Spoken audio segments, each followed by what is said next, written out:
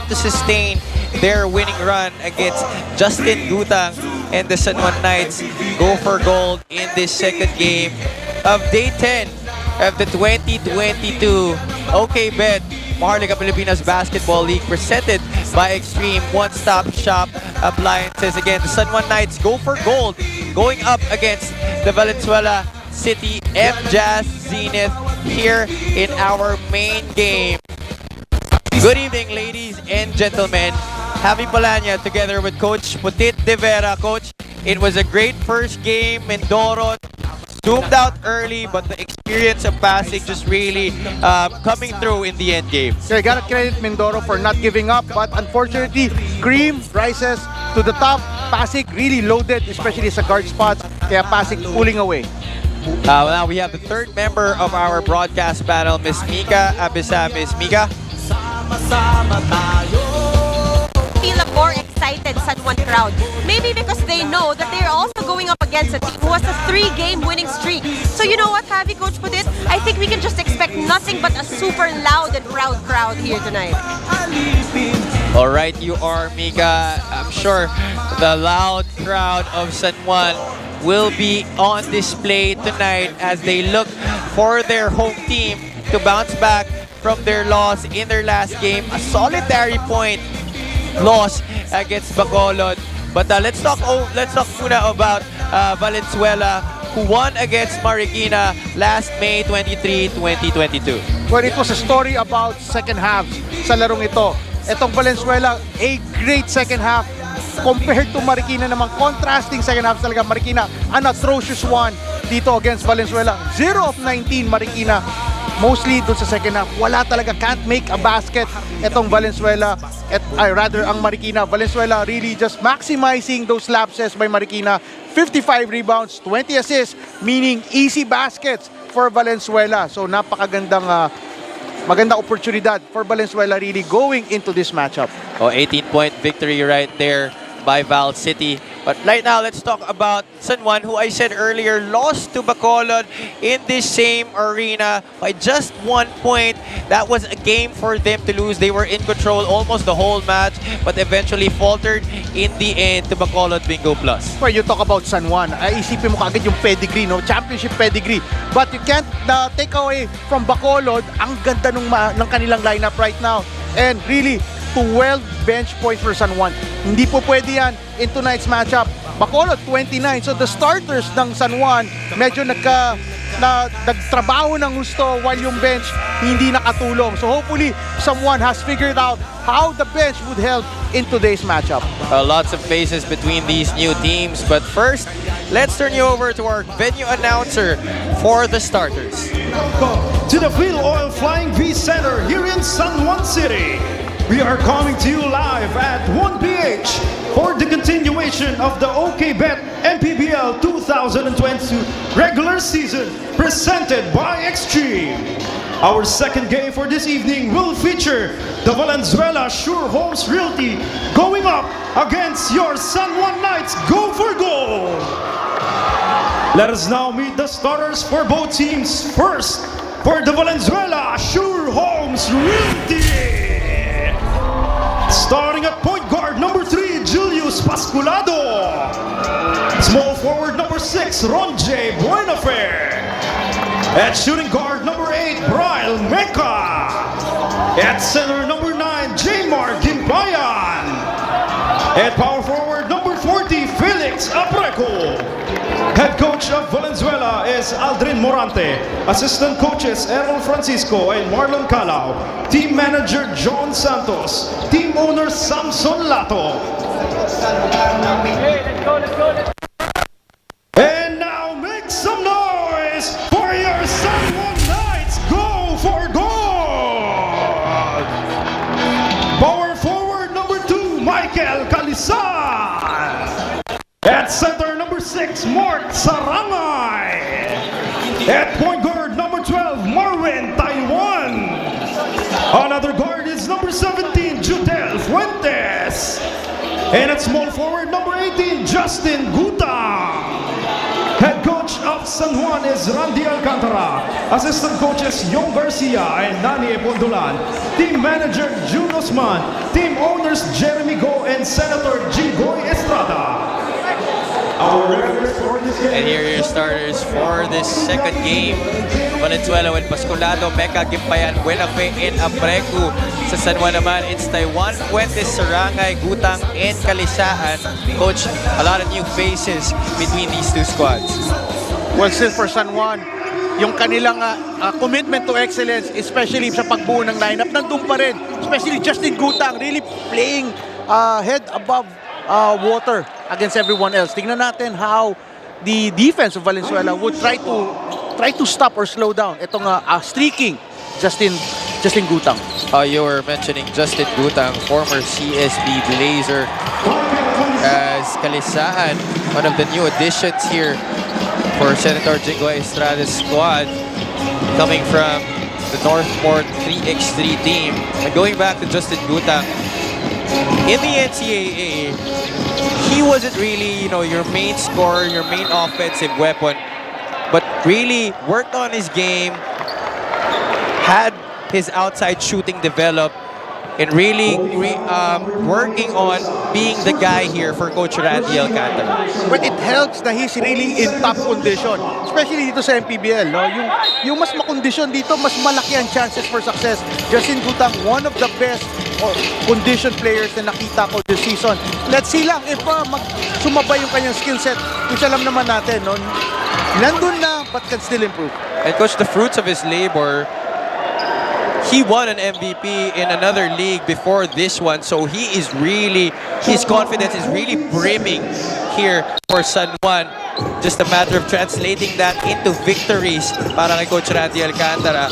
And Gimpayan missing on a floater badly. One can see the difference in height and heft. Lamang na lamang ang San Juan dito. Ang mas pinakamalapad pa nga dito for Valenzuela is their shooting forward, no? Ito si Ron J. Buenafe. So, let's see how itong Valenzuela, it's really interesting how they could match up against the heft of San Juan. About sitting right away, blitzing, just to force the ball out of his hands. Abrecu finishes the defensive possession with a rebound. And alam natin si Abrecu, kaya naman sumabayan. Ang tanong lang, kakayanin ba niya buong laro? Buenafe is 3 rims out. Fuentes with the board. Now this is Buenafe's second game with Val City, and he played a decent game in their debut against Marikina. Had a chance to really loosen up with those shots because of the horrible play of the Shoemasters in that game, as he gives up a duty foul right here to stop transition. But he looks like that he has been working on going back into game shape, as he has seemingly tripped down, Coach. Exacto. No? Tingnan natin how yung kanyang sakripisyo, yung kanyang preparation for this season stands out. Alam mo kung parang prime versus prime, ito Justin Gutang versus Ron J. Buenafe. Oh, very exciting matchup yan. Wow. No? I still remember watching Ron J. Buenafe during his days in the PBL with Harbor Center. That was a stacked lineup. L.A. Tenorio, you had Macpac Cardona. But he was a stud on that team as well, despite those big names. And that just really tells you the talent of this former EAC general. Actually, kung nakita mo yung gap license niya, nakalagay itong professional scorer. Yan talaga yun, no? Yeah. Wala scorer. Of course, a legend. Aldo College, one of the bright names to come out, played there before they moved on over to the NCAA. And shot clock buzzer sounded, but our referees also blowing his whistle to signal a foul. Time, Brian Mecca will be our guest in the charity stripe. Yeah, sinuwerte doon. Itong Valenzuela with that end of shot clock. Ending of the shot clock. Tapos may foul. But Judel Fuentes, nakipag-usap sa referees, wala daw. Parang coach dito naman sa Pilipinas, lahat naman ata ng player hindi pa yata nagko-commit ng foul sa buong buhay nila. Alam mo ito, gusto ko lang I just want to put it out there no, sa mga nanonood. Usually, ang mga reklamo ng coaches, ng players, and even the fans, is ang punot dulo niyan, hindi kasi nila alam talaga yung rules na alam ng referees natin. Diba? Parang iba yung version ng rules nila sa version ng game officials. Sino ba ang susundan natin? So dapat ba coach before a season may conference ang players tsaka referees tapos magbibigay ng handouts ang referees na ganito yung rule book? Well, actually, before a game, tinatawag for both coaches, no, both representatives ng teams before the game, talking to the officials, to the commissioners, talking about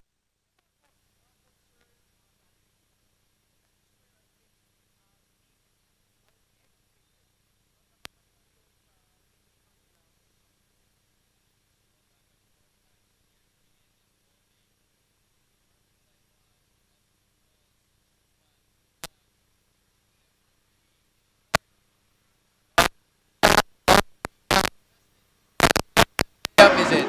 you know, just being in fist. Just wonder.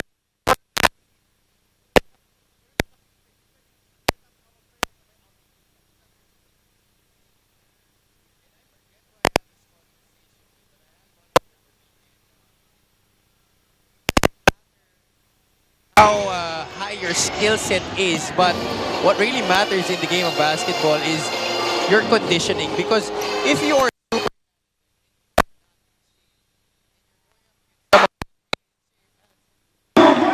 Kalisaan gets the N1 opportunity on that reverse layup. See that replay once again. Gets the bump, absorbs the contact against Gimbayan and finishes. And you know, Kalisan can really finish off those plays. He's off a stint no, sa pro for a while. And now going to San Juan, pakakawalan nila to. Previously a member of the North 4-3x3 squad. One of two guys from that roster. Of course, the other one being Mark Olayon. Michael Kalisan from San Sebastian. Also a former Alaska Aces. Starting point guard for Coach Aldrin Morante. Also a great point guard in his prime. Jab step against Gutang. Abreku able to catch the pass. Kalisaan. And nobody is home to stop Judel Fuentes. Stop the bleeding. 7-point lead by San Juan. Can Valenzuela stop this run by San Juan? Tignan natin. We'll be right back after this timeout, ladies and gentlemen.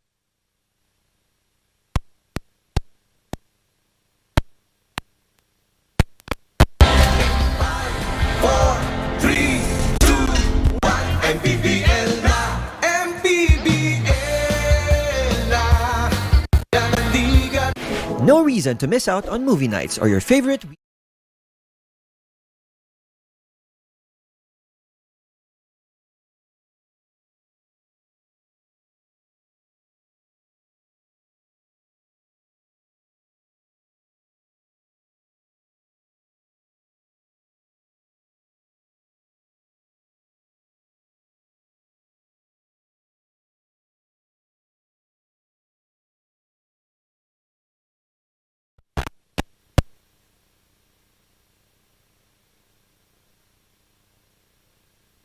Back at the Phil Oil Flying V in San Juan for the Maharlika Pilipinas Basketball League, I'm Mika Abesamis. And you know, Coach Randy Alcantara is confident about his new players, but he knows that Val City is coming from a 3-game winning streak. He also knows that Val City has been manning the boards, so he will really take care of their defense. Para naman dito sa Val City, they want to maintain the high spirits. Sabi nitong si Coach Aldrin Morante, problema itong San Juan malakas sila sa labas at loob, kaya dapat talaga alert kami. At may sinabi siyang secret sa akin. Sabi niya, buti na lang wala na itong si Clarito. Kung hindi, mas malaki ang problema namin. Have you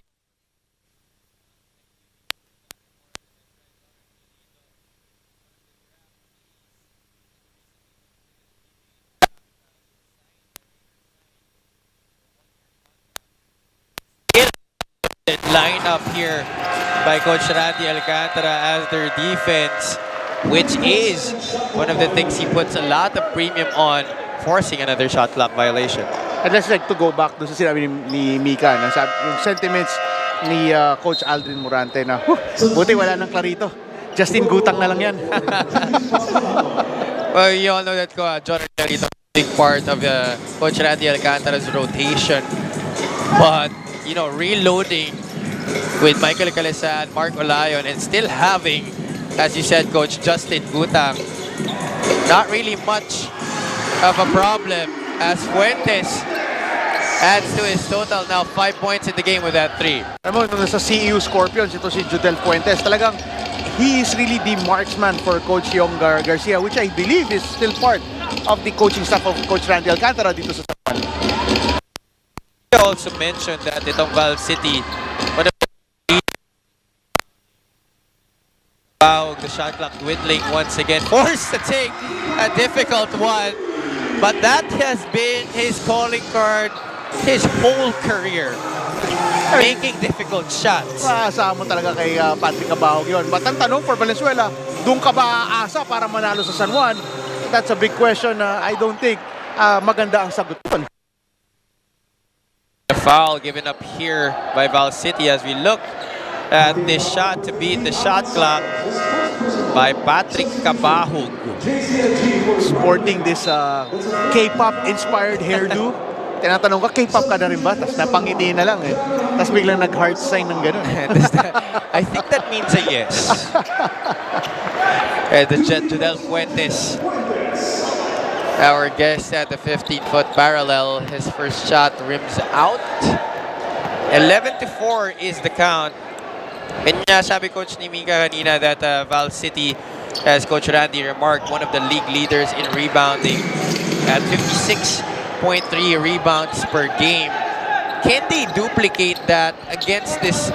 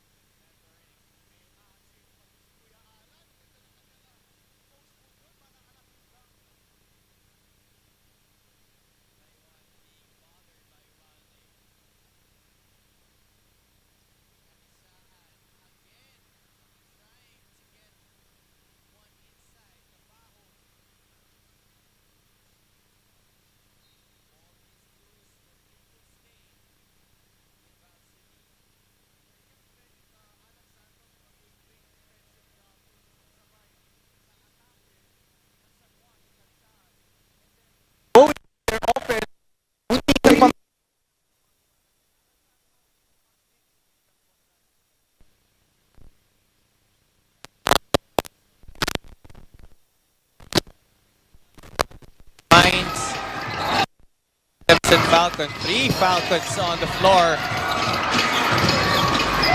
Santos still with the leather. Is a miss in another 24-second shot clock infraction for Val City. Kita natin pala rito, may tatlong Adamson Falcons dito sa loob ng ating court for Valenzuela. Nalito akong konti, Javi, kasi nakakita ako ng ng Ubalde rito sa Valenzuela. Alam kong Ubalde sa San Juan eh. Na fixture na sa lineup ng San Juan si Ubalde, but may Ubalde sa Valenzuela. Tingnan natin kung ano ipapakita ng batang to. Alvin Mabundo, also coming from the BBA, played for Northport for a conference, but this guy, Jammer Hamito, also a former PBA player from the Meralco Bolts, now strutting his wares in the Mpbl. Matakot na kayo, may jammer dito sa San Juan. Alonzo having trouble, finds help. Ubalde releases the pressure and is fouled. I mean, formidable na nga yung San Juan na backcourt, tapos sinirgyan mo pa ng Abuldo. Ito, Jammer Jamito with a surprise jumper, no? Lefty jumper, but alam naman natin, mas sikat siya at mas nakilala siya sa mga inside incursions niya. At yung kanyang very memorable slam dunk the debut way back. Jammer Hamito saying hi once again to the MPBL, and we're happy to have him back. Of course, added talent to our great pool of players. Ladies and gentlemen, we are live on 1PH channel, the Signal Play app, and the Facebook page of the Maharlika Pilipinas Basketball League. Hamito wants to go 2 for 2 but doesn't. That Alonzo commands the board. He will bring up the leather. Hand it off to Cabajo. Thinking 3. And that shot looks like it was all he needed to get his rhythm. 2 straight baskets for Patrick. Ito maasahan sa mga veterano si Patrick Cabajo because katulad lang ni Ron J. Buenafe, he is a professional scorer as well. Ayun rin ba nakalagay sa gab license na, coach? Tsaka K-pop idol.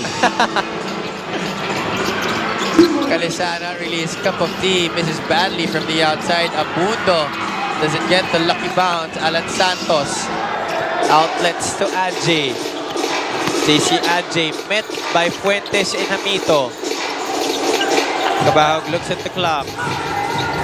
Gets 2 screens. Santos rolls. Can it be any more harder for Patrick Cabahog? But obviously he's not having any difficulty seeking those shots. 3 out of 3 in this ball game. Alvin Abundo. Hamito finds Fuentes. They're looking for Calisan at the post against Chad Alonzo. Alonzo can have a hard time. Ubalde going to break for Val City. Tries to go on a fishing expedition. Our referee saying no fault, no call. Fuentes kick out to Gutang. 3 from 3. Short. Both teams missing on their offensive. Ubalde. Dipsy-do is no good. Valdez, he's squandering those opportunities. 2 against 1. Bakit mo kailangan pilit? You can pull it back and have the veterans who have been keeping Valenzuela afloat. No? Santos, Alonzo, and Cabajo. Kinans Cabajo, di na nga makatakbo, nagpapahinga na. Ubalde. Oh, floats it up top to JC Adjay. Eye in the sky play for Val City. So, maganda lang yung kombinasyon ng veteran players ng Valenzuela and then the upstarts, Adjay and Ubalde. Last shot time here for San Juan. Abundo waits for the right time, 10 seconds. Gets the roadblock from Hamito. Abundo for 3. That is cash. And Alvin Abundo writes the last sentence of the first chapter of this game. A player na talagang maaasahan mo, but Kalisan, mainit siya nung simula, but the veterans, Alan Santos, Patrick Cabajo, keeping Valenzuela afloat dito sa first quarter. Yeah, just a question of ito namang mga young guns, Kaka and Jammer Jamito, a surprise 2-pointer. Tingnan lang natin how itong San Juan would try to finish off itong Valenzuela sa second quarter, but the upstarts of Valenzuela plus the veteran players of Valenzuela keeping themselves afloat. Oh, Val City being down by a lot early on in this game, but cutting the deficit to 5. Score is 17-12. Don't go away, ladies and gentlemen. We will be right back with the second quarter.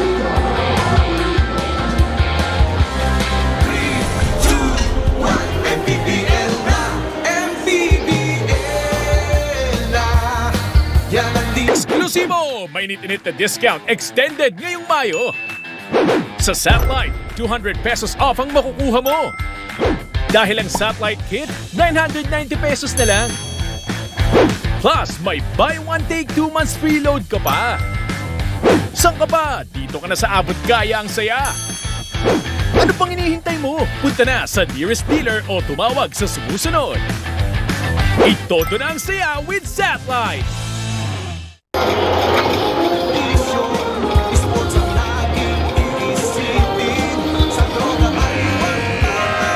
At nagbabalik po tayo dito sa San Juan Mpbl Flying V Arena, and you're seeing Jonard Clarito, the newly signed Rain or Shine Last Debater, coming here to support his former squad.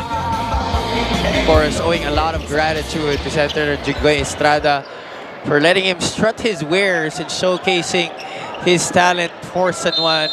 Right now, earning a nod in the PBA. Second quarter here of our second game dito sa OK Bet 2022 Marlica Pilipinas Basketball League, presented by Extreme One Stop Shop Appliances. My name is Happy Balanya, together with Coach Batit De Vera and Ms. Mika Abisamis on courtside duty. Coach, 17-12 is the score. And a foul here called on Val City. A fresh face on the floor for Coach Aldrin Morante. And what a surprise, Coach. Another Adamson Falcon in Lester Alvarez. Okay, yung napansin ko, parang meron talagang connection itong si Coach Aldrin Morante or Valenzuela with the Falcons. But yeah, I mean, you should get Lester Alvarez kung kukunin mo na rin sila Alonso, Patrick Cabao, and Alan Santos. But tingnan natin dito itong dalawa, no? Patrick Cabao, ito si Denison. Magandang mamasdan itong matchup na to because Denison, alam naman natin, trying to get into the skin ng mga matchups niya. And Patrick Cabao ang nakakaramdam nito ngayon. Ron Denison, former FEU Tamarao and former Blackwater Bossing, right away making his presence felt on the offensive end, shooting a three-pointer. Not really known to be a three-point shooter his whole career, but really sharpening that part of his game. But on the other end, talagang pinapaalam niya kay Patrick Cabahog na K-pop idol siya. Wala namang problema if Denison is the best on defense. Ala Marcus Smart, di ba? Congratulations. Pasok sa finals. Yeah, that's right. But there's a fine line being a physical defender and a dirty play. dirty player, sabihin na natin. And he's playing along that fine line. So, hope na it's just maging magandang second chance for Denison, itong MPBL route niya. Camito, jumper from the short corner. Doesn't trickle in. Lester Alvarez, part of the different generations of Adamson Falcons. Chad Alonso, also in that mold. Kevin Villafranca is in the game as well.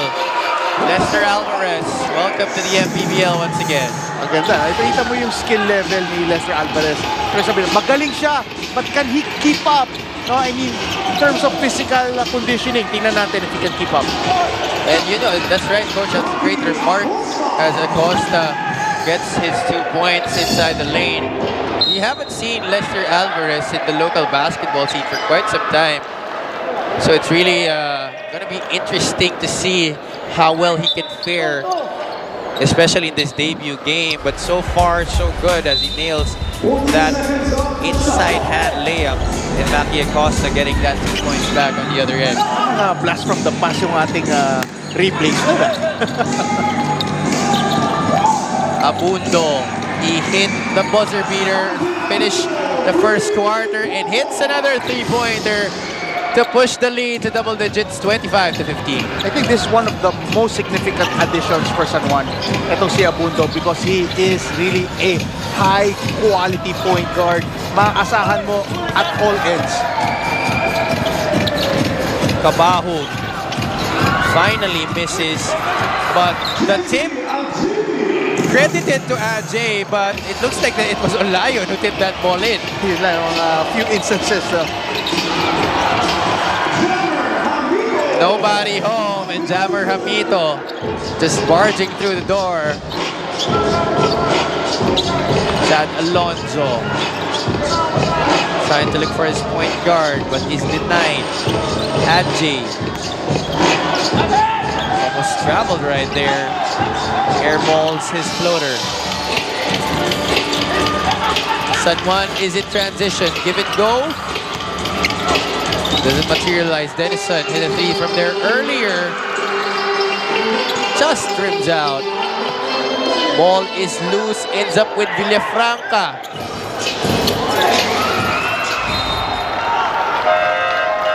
And for an instance right there, it seemed that nobody wanted to get the basketball from Kevin Villafranca.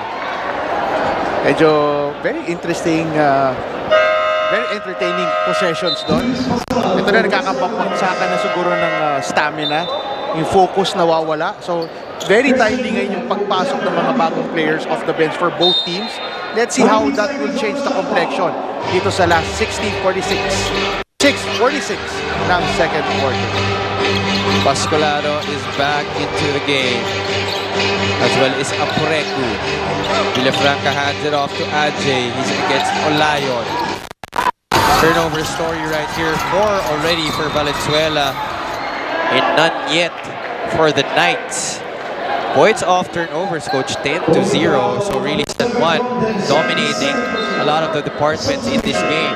And that's the ball game right there. 10 points off turnovers, 10-point lead being enjoyed by San Juan. Valenzuela, they have to take care of the ball better or run better transition defense off those turnovers. And I'm trying to look at the box score here, coach. I think the only thing that San Juan is not leading is the free throw shooting.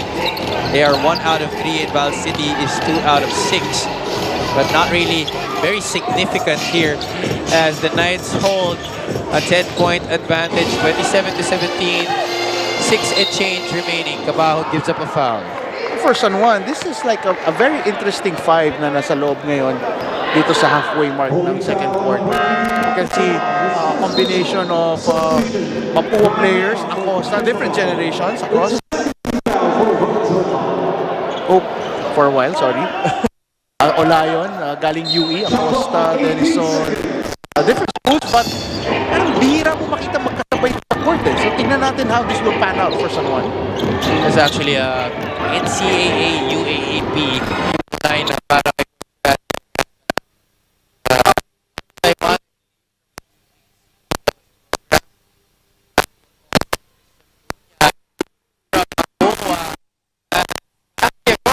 the former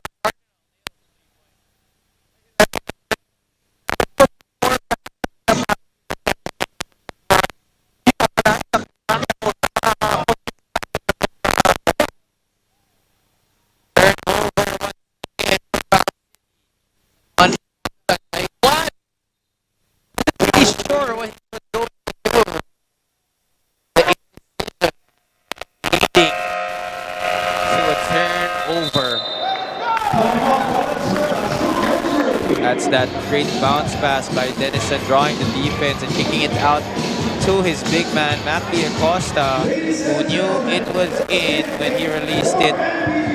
Score is 30-17, 5 and 28 remaining in the second quarter. We will be right back.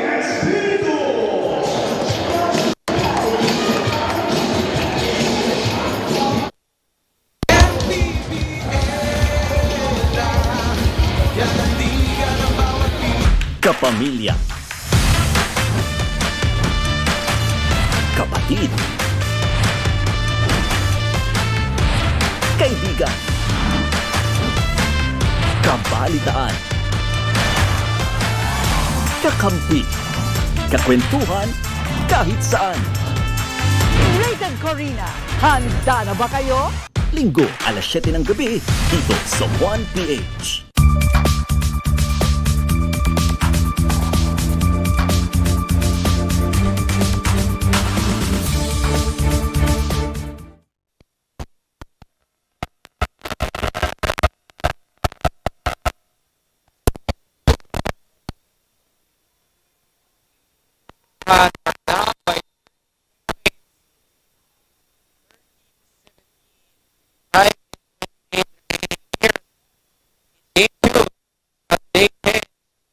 Of the OK Bet Basketball League by Extreme One-Stop Shop Appliances. But Julius Pascolado wanting to get his team back into this one. Yeah, if there's someone who can bring this Valenzuela back to striking distance, ito si Pascolado. Yung kita mo naman, I mean, baguhan pa siya, kondisyon na kondisyon, and he has the skill level. Tingnan lang natin kung kaya niyang bitbitin itong Valenzuela against a very strong defensive unit for San Juan. The zone not really working there for Val City as Maki Acosta was able to drain a floater. Little press here by the Knights. Buena Fe looks for Apreku, but Christian Bunyag caught a little bit of the arm right there. Hockey foul number 15, Christian Bunyag. First personal. 13 foul, force of one. Substitution. Justin Bunyag. And Coach, I just would like to take this opportunity to greet our friends from Masterclass Elite, especially the Maestro Sir Noel Zarate, who is watching us, I believe, right now. And of course, Sir Jay De La Cruz, thank you for tuning in. Master Yoda. Oh, tama. Master Yoda The indeed. bearded one. Apreku on the charity stripe. Also shout out to Miss Megan Cabrera. 4:36 is the time on the clock. Bakers doesn't lead for San Juan. Interesting for Valenzuela. Kita natin parang nakaset sila na 1-2-2 ang kanilang defense zone at pinaupo muna si Caseros. Pinapalitan na naman yung inner shirt, Coach. Tinanggal yung inner shirt. Again, ang rules dyan is una, at least pare-pareho kayong may inner shirt, pare-pareho kulay. Dapat siguro puti yung suot niya, no, Coach? Actually, dapat na pag-uusapan na yun right before the game. Yeah. Pero sa locker room pa lang, even actually the day before the game pa lang, alam na nila yan. Or if not in the locker room, siguro naman sa warm-ups pa lang, no? Yeah, yan na, nasasabi na.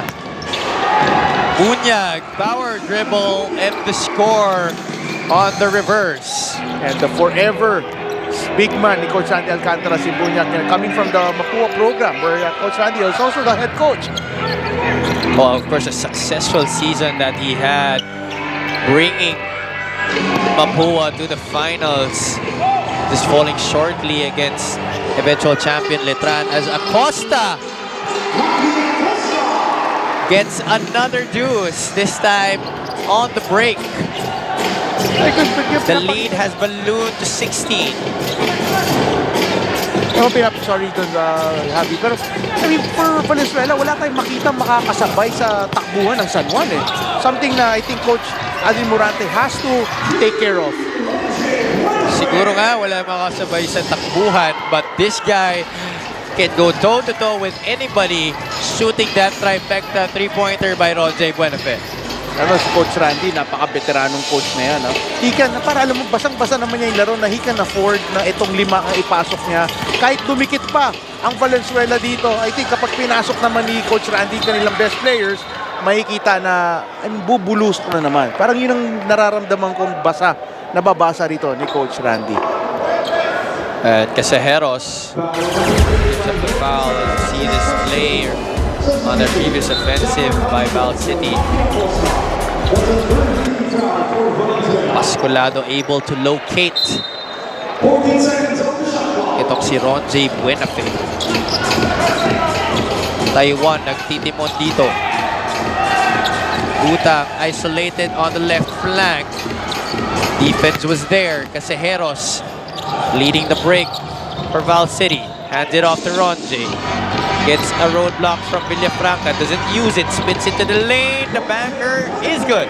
The professional scorer at it again. Also, 2 straight baskets for Ronjay Buenafe. Sayang lang kasi ito si Gutang. Ang ganda na nung iwan niya kay Ronjay. Kaso ang sama lang nung kanyang piniling finish which was a running floater in front of a defender. Taiwan almost getting the switch, but Pascolado gets back to him. Hamito. Oh, they'll take that any time of the day. He hit one earlier, but missed his previous 3 jumpers. Villafranca driving baseline. Tries to leave it for Apreku. Ball goes out of bounds, and possession will stay with the white shirts.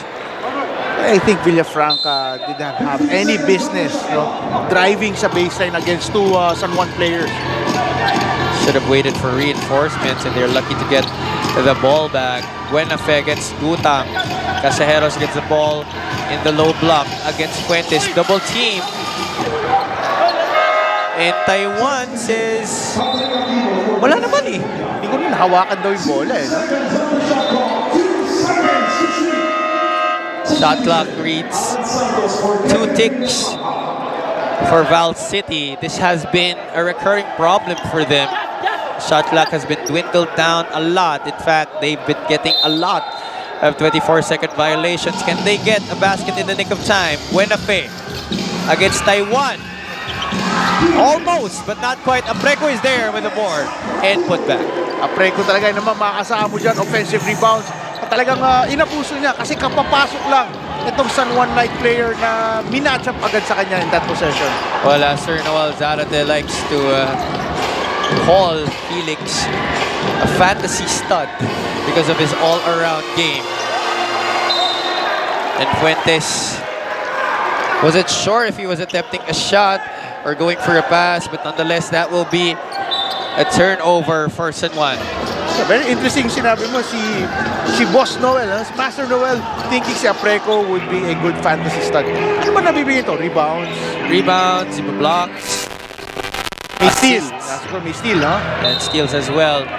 Well, obviously, the length, the athleticism, Pwede. really factoring into that consideration. But Val City turning the ball over once again. That is miscue number 6 for Coach Aldrin Morante's boys. Taiwan, the lefty, is pure on the 3. And Lord Casajeros is clapping on the floor. Looks like he just watched the concert of a lifetime, but they really see what happened on that sequence, but our referee is trying to Well, if you follow the fixate, career yeah. of Caseros, alam mo, he's just trying to bait yung mga unsuspecting victims, just like itong si Judel Fuentes na naitulak. Itong si Caseros getting that offensive foul. So baga sa San Juan meron din may Denison sila. So maganda mag-match up tong dalawa mamaya. And Casajeros is near the bench and pointing at his mouth area, saying, Colgate yata yung toothpaste ko, Colgate toothpaste ko. And he has his ups up in the air, egging on the crowd. He has never been afraid. Ito naman, you can see me naman. Ang pinisenyas ni Lordy Casajeros at Coach Young Garcia here on the sidelines for San Juan. Hindi ko alam, ano ba? First of all, it was between Casajeros and Judel Fuentes. And the referees called it. And then something happened afterwards. Natin na yung replay, Coach. Kita na sa left, box out supposedly si Casajeros. Hindi na. But there was really something, under the collar ang dalawang to. At ayan, nagpatina ang mga benches na both teams, I think. Cooler heads prevailed. And of course, team owner Senator Jinggoy Estrada leading the cooler heads party and really wanting this game to go on. Just, competitiveness but not anger ang mangibabaw dito sa laro na to. Lordy Casajeros. I'm just very intrigued ano yung pinapakita ni Lordy Casajeros sa balikat niya. Siguro, okay. Wow. may sugat nga ba? Hindi. Okay. There was may spitting some lyrics. Yeah. Akala ko pinapagmayabang niya lang yung tattoo niya, Coach. Yeah, so, apparently he's trying to insinuate na may dumura sa kanya sa cheeks, kaya pati turo niya yung cheeks at bumaksak sa kanyang balikat. Lester Alvarez going over to the San Juan bench to apologize. Or, Ba't napunta si Lester doon? siguro gusto niya rin tumakbo sa San Juan at some point of his career after his basketball career is over. Okay. And still, both teams on their benches. Be interesting, Habi, kung may pangalanan ni Casajeros kung sino ang may sala. And the destroyer, Rudy Distrito, now on the floor to restore order between these two teams. But in all honesty, Coach, if you're a basketball fan, this really just ups the intensity in this game that we are witnessing. And will just add a lot of spice as we move on. Eto, tingnan natin. So, Lordy oh my gosh. Oh Okay. my gosh. And the Oh replay my does not God. lie, ladies and Oh, gentlemen. wow. Wow. You know, Wow. I know that Coach Young Garcia, very well-respected coach in his own regard, but that is just not classy at all. There is no room in our game for acts like that. That will never be tolerated. And I'm sure our officials, our referees will put on or give out the right calls in this one. I got it handed to our cameraman. I mean, who would have suspected na mangyayari yun? But the cameraman, our cameraman was there. Wow. Oh, what is this? And you see your Senator Jingo Estrada just handing out, Trying to I distract. believe, mga chips to, Coach. Distracting. Same ba, pwede rin kayo bumata dito sa broadcast booth. Just riling up the home crowd here at the Phil Oil Flying V Arena in San Juan. May box talaga sila ng mga chichirya, Coach. I'm on a diet, so I don't care about that right now. I'm on a diet. Ilayo nyo ako sa tukso. Habi, harangan mo to mga to. Pero paano pagsisend ng bumato dito, Coach? Coach, baka wala na tayong magawa niyan. Siyempre, hindi naman tayo pwede humindi kay Senator. Okay. I'm just trying to figure out what the delay is right now. Our game officials trying to figure out what infractions, I think, to be meted out. Tingnan natin. But, wow, this would forever be etched in the history of I the will not MPB. be surprised if there will be at least a dozen memes on that frame right there. I'm sure social media will prowl on that opportunity to capture that moment and eternalize what has just transpired. Coach Young Garcia. It's still like a blowout game of sorts. It's 12 points ahead ang San Juan. 106 remaining in the second Yeah. quarter. Still a whole half to go, Coach. Still anybody's ball game at this point, despite the Knights holding a dozen-point lead.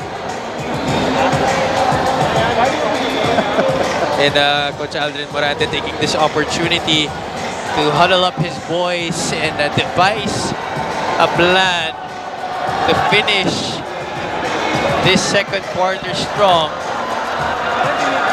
And the crowd is all riled up at this moment. Okay. Parang wag naman sana kayo magbotohan ng chichirya din dyan. Ngayon lang tumama sa akin, Javi, na on this side, sa likod ng Valenzuela, is the Valenzuela crowd. At yun ang binatuhan ng chips ni Senator. Kita ko may tongi, may cracklings. Oo. Parang masarap yung cracklings na yun. Matagal na ako din nakakatikim yan Okay, it hit me right now lang. Yung pala yun. Yung pala yung the gist of the attack. You always love having a great crowd at the venue. This is really what we missed during the height of the pandemic, those 2 years that there were no people in the stands. Of course, we loved seeing basketball happen, but it's always different to see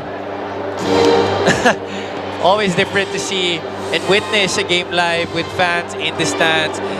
But you're right, Coach, this is definitely an all-time low in basketball, at least here in the Mpbl. I haven't seen this kind of action. I have. You have? It was courtesy of Please Onchi de la Cruz. rehash our memories. Actually, if you Google it, you'll see a picture of Onchi de la Cruz standing up, facing, I think it was an import. At nakikita mo, the ammo flying towards the target. And I mean, our game officials are just flabbergasted right now as to anong infraction to. Yeah, because you know, this is something that doesn't really happen all the time, and it shouldn't. Yeah, we never want to see this happen in our game. At ang peculiar thing right now, Javi, is the initial action or the initial situation was si Fuentes parang in a sportsman-like niya. I don't know. I'm not saying na it was. But there was something there between Fuentes and Casejeros. Pero yun, parang hindi pa natin nga nakikita talaga. Ang nakita natin was And siguro, Coach, yun nga yung nakita ni Coach Yong Garcia, yung ginawa ni Casejeros kay Fuentes. But again, you know, even though if your intention is to stand up and defend your player, it's not the way to do it. There is a proper way to channel that. Maybe talk to Lordy, you know, in a proper manner, but never to spew poisonous liquid out of your mouth. And here our buzzer already sounded. Looks like we're going to hear the decision from our venue announcer.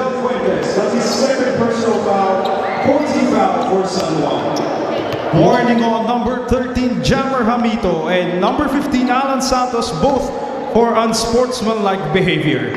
After the review, disqualifying foul on San Juan assistant coach Yong Garcia for spitting on a player. San Juan assistant coach Yong Garcia out of the playing court. Technical fouls on Valenzuela team manager John Santos and San Juan team manager Conwy.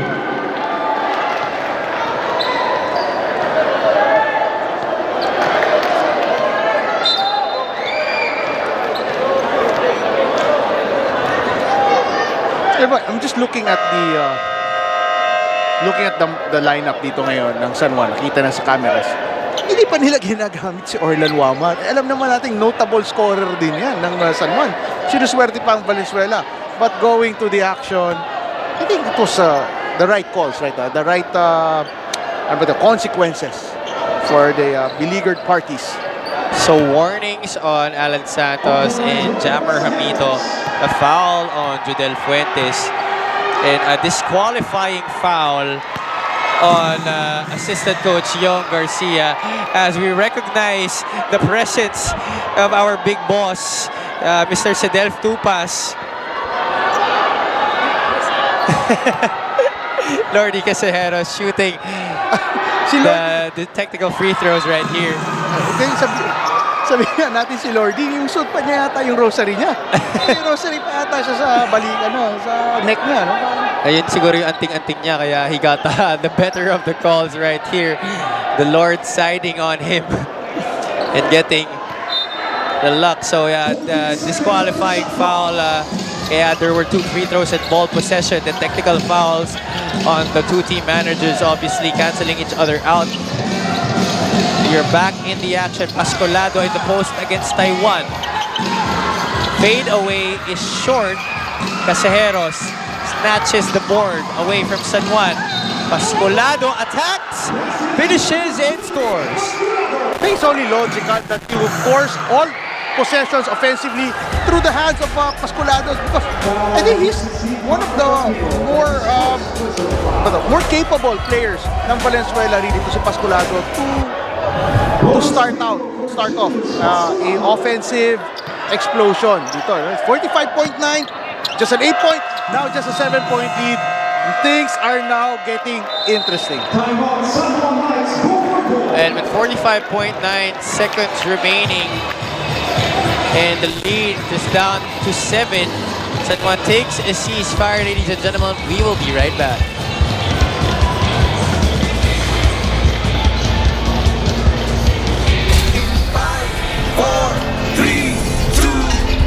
Mpbl na, Mpbl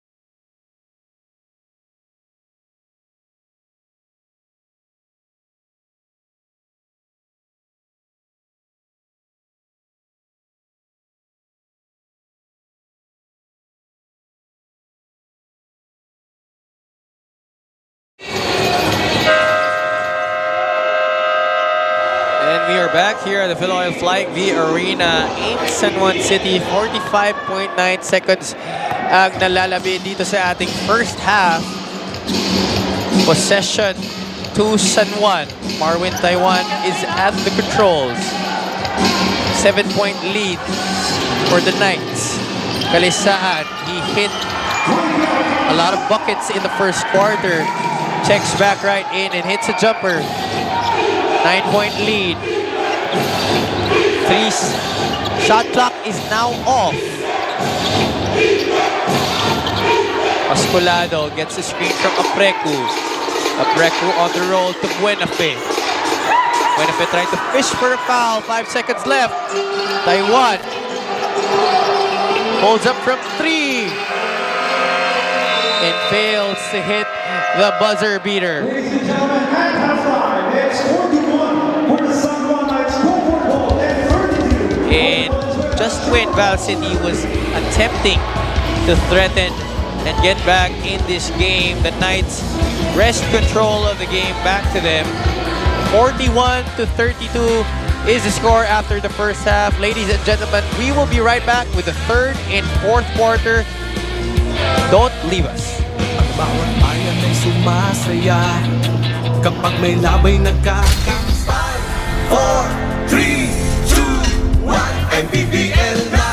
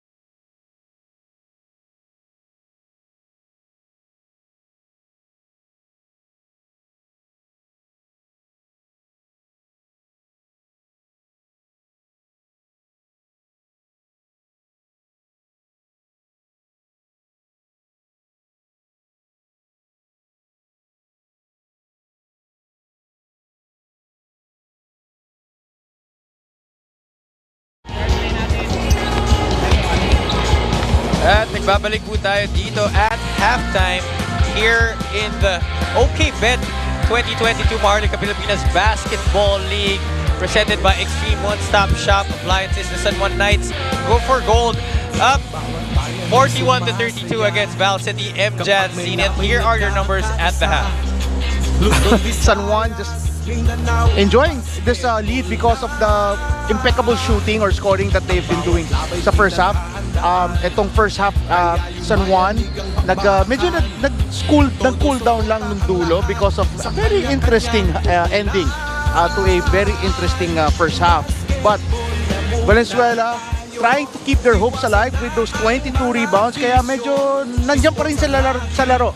They're not getting blown out. But bench points almost equal points off turnovers. San Juan getting the better of Valenzuela, they were maximizing better yung mga lapses ng Valenzuela dun sa points off turnovers. Well, both teams not really giving up too much turnovers, but the Knights capitalizing more on those errors by Val City. As you look at the leading scorers at the half, Maki Acosta with 9, Michael Calisan and Judel Fuentes with 6 apiece, Jammer Hamito with 4. Sa kabilang panig naman, Patrick Cabahog, all 7 of his points in that first quarter. And Felix Aprecu as well, joining the party for Coach Aldrin Morante. Let's see what Val City has in store for us in this second half. Can they make a ball game out of this? Just a 9-point lead, but obviously the Knights in full control. Expect a fiery start dito sa third quarter because that ending lang sa first half. Siguro mitsa yan for both teams. Tingnan lang natin who would be able to sustain a fiery start. Ito magandang abangan dito. Pascolado dito sa team ng Valenzuela against a great point guard also dito sa San Juan, si Abundo. So ang ganda ng matchup na yan. Tingnan natin kung sino ang makakapagdala sa kanilang koponan. OJ Margipean also starting this second half for Coach Aldrin Morante. He has been playing great in their winning run. Double-double machine, in fact. But in this game, his impact has not been felt. And right away, as I say that, denies Mark Sarangay a shot at the basket, but Justin Guta is there to save the day. Abundo able to pass to an wide open Justin Gutang. Walang nakakita sa Venezuelang libre si Gutang except itong si Abundo. Pascolado is up against Abundo. He hands it off to Lordi. Casejeros gets a screen from Aprecu. Sarangay dares him to shoot. Pascolado goes into the lane. Absorbs the contact and finishes. No foul call, but nonetheless 2 points for Julius Pascolado. I was about to say na parang hindi maganda yung choice of shot niya na layup in front of Sarangay. Pero shumut pa rin. And also not good was that choice of Val City to leave Michael Calisan open underneath. Calisan has been steady dito sa all game long. Hindi spectacular but steady. Casejeros wanting to exercise the advantage on experience and height against the much smaller Judel Fuentes. No love lost between these two, Coach. Well, I love the decision of Coach Adrian Morante na nag-start si Casejeros because alam natin na merong siyang gustong improve after that very peculiar end ng first half. So kita natin, pinuntahan si Casejeros. Maganda ang reaction naman ni Coach Randy Alcantara. Pinasok naman si Denison. So abangan natin ang girian nitong dalawang ito. Well, looks like Coach is wanting to fight fire with fire. And we now turn you over to Miss Mika Absalmis from a quarter report from the sidelines. Napag-usapan nyo itong Val City. Coach Aldrin Morante is worried about this game. He asked the boys to concentrate a little bit more. They need to communicate better. They need to focus on their switching for better rotation. And also, medyo nagkakaproblema daw sila sa oras. They always get caught up with the time. Kaya ito rin daw ang kailangan nilang ayusin. Happy, Coach Putit? Thank you for that report, Mika. And you're very right that a lot, like 3 shot clock violations, I think, in that first half for Val City. So can they adjust their offense here? But the turnover, Knights in transition. Gutang, no call. Abundo tries to recycle. Is met by 2 Val City defenders. Calisaan, free, straightaway 3 is Michael Calisaan showing that he can not just do it from the inside, also displaying his prowess from three-point country. And na-appreciate ko lang dun sa possession ng San Juan, the poise, and the really just team effort on the part of the San Juan Knights. Put back almost went in, but Val City able to draw a foul. Here's Alvin Abundo starting that play. He was the catalyst on that one, grabbing the offensive rebound and just good ball movement for San Juan to find Calisaan. And it was against a high-pressure, hustling defense ng Valenzuela that San Juan kept their poise, just kept moving the ball around and getting a good quality shot. That's the key for San Juan. Felix Apreku is on the line. He makes his first. And Coach, for our young viewers out there playing the game, when you get the offensive rebound, it's not necessary that you have to put a shot up right away, just like what Alvin Abundo did. Oh, it's just really yung presence of mind kung sino yung around you. If it's an open shot or may katapat ka, baka naman maliit. So, it's going to be just really a battle of, a matter of presence of mind for the offensive rebounder. Abundo almost got stripped, but got the leather and knocks down a floater. 14-point lead para sa San Juan. You know, very steadying presence itong si Alvin Abundo. Like I said kanina sa first half, Javi, the most significant addition for San Juan is Alvin Abundo. Pascolado trying to locate Buenafe. Up fake, and the veteran gets Calisaan in the air, baits him, and collects the foul. Yan ang veteran move ni Ron J. Buenafe. Pati natin, Alvin Abundo, knowing what kind of shot in whatever situation. Yan ang mabibigay sa'yo ni Alvin Abundo offensively. Buenafe now will take his freebies at the 15-foot parallel. At yan magaling si Ron J. Kasi yung shot fake niya, mukha talagang ititira niya, kaya talagang mapapatalod ka. Diba? Tapos ayun, malas si Calisaan at sumabit siya dun sa shot fake ni Ron J. Buenafe. At mukhang sumabit pa yung siko ni Ron J. Of course, non-intentional right there. Both free throws trickling in for the former EAC General. Pero 12 pa rin dito ang lamang ng San Juan. So still a comfortable lead for San Juan. Abundo finds Denison off those screens. Sarangay is fouled. Oh, that was almost a dunk in game by Justin Gutang. Nakita ko lang dito yung matchup, pinag-uusapan natin kanina. I mean, there is no point na two defensive players, Denison and Casejeros, guarding each other. I don't see the sense. It cancels each other out. Diba? I mean, Ron J. Buenafe is going to guard a high-octane player like Justin Gutang. Baka dapat dun mo ibigay si Denison. Casejeros finishing on the break despite the defense, and Abundo trying to go for that knockout play. But Val City ends up with a steal, and they just exchange possessions. Gutang, will it be a dunk? It is not, but finishes nonetheless. 2 points for Justin Gutang. And that's what you want to see. Justin Gutang running the break. Babato mo na lang, alam niyo na gagawin. For Valenzuela, sayang yung opportunity, but kaya pa rin bawiin. Buenafe is on the left wing. Pocket pass to Guaray. Met up top by Mark Sarangay. But a foul will be called. Ito, ganda ng pasa ni Pascolado. Casejeros, in transition, you know he can score. Pero ito lalo na, Justin Gutang. Gutang, that's only his second basket of this game. Can you believe it? He's been averaging 17 points in this young Mpbl season. Acosta, fresh off the bench, no problem. 12 points, I think, kasi Maki Acosta kanina sa first half, 9 points, all 3-pointers, and another. So he's at 4 3-pointers in this ball game right now. No need to warm up anymore for Maki as he continues his rampage from three-point country. Apreku, offensive rebound off the Pascolado miss.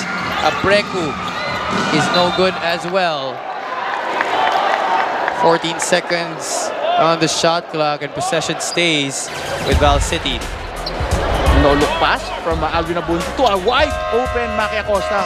4 3-pointers in this game, 12 points.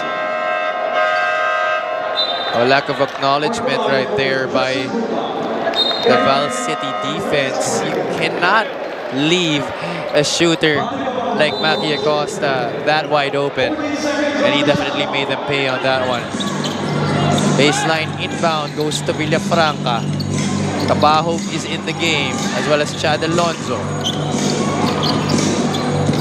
Defensive player versus defensive player. Casejeros misses on the jumper. Abundo exploring his options. Acosta thought of 3. Lion to Abundo. That rims out. A chance here for Aldrin Morantes boys to trim this 15-point deficit. Villafranca is trying to seal Acosta, but a tap on the ball. No foul called.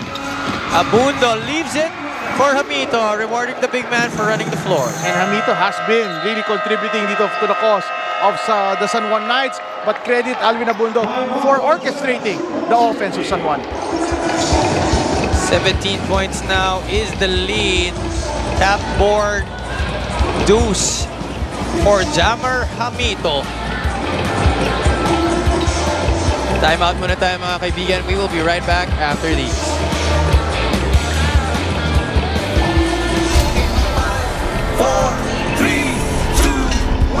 Mpbl na, Mpbl na. Yan ang liga ng bawat. Watch anytime with Signal. Get 300 pesos off plus 1 month free. Super loaded with up to 130 channels. So you can cheer as a team and feel the adventure with the family. Subscribe today. No reason to miss out on movie nights or your favorite weekly series when you link your Signal account on Signal Play.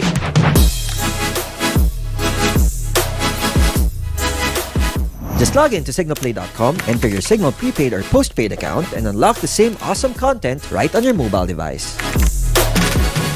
Tara sa Signal Play. Link your account and get a free premium. Available to active postpaid plans 520 and up and prepaid loads 500 and up.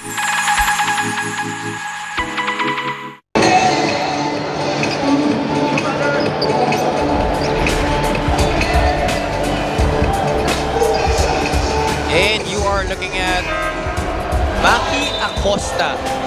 4 3-pointers in the 4 3-pointers in this game.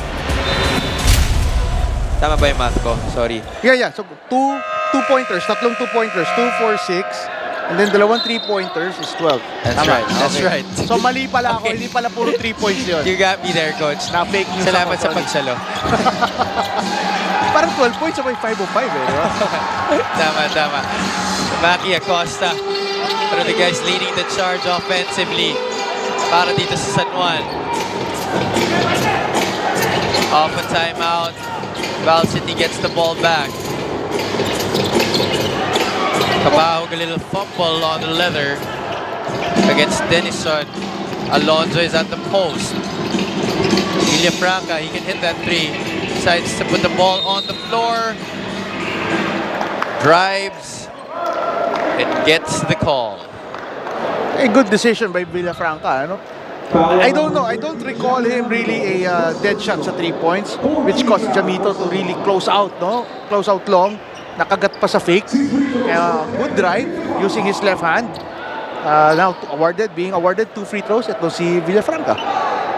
And coach, I believe that we have a piece of history to impart our viewers. The last time this happened here, at least in Philippine basketball, I mean, A spitting incident. a spitting incident happened was in the 1991 PBA Third Conference. where Onchi de la Cruz spit at Wes Matthews, former Ginebra import and the father of NBA player Wes Matthews. Did you see that on TV, Coach? Actually, not on TV. You saw that live? This piece of history is immortalized, or was immortalized, sa picture.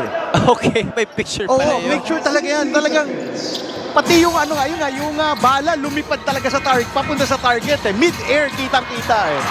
Try to Google that. But Maki Acosta, still not done.